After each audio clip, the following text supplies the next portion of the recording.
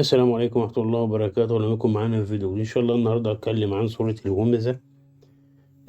يعني سورة الهمزة من الصور الجميلة اللي بتوضح حاجات كتيرة قوي. طبعا السورة في الجزء 30 من قصار السور، سورة مكية.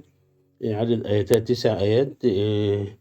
الهمزة يعني الذي يذكر الناس بالسوء، يعني أنت بتقول أي حد قدامك من الناس بتقول فيهم كلام وحش.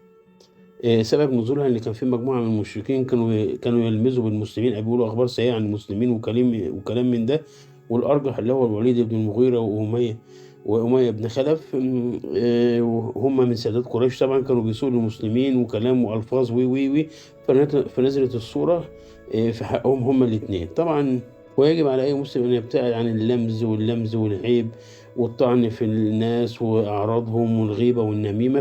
فالصورة دي نزلت توضح الكلام ده، وربنا عافينا يا رب من اللمز والكلام من ده. وده كل ما لدينا في الفيديو، والسلام عليكم ورحمة الله وبركاته.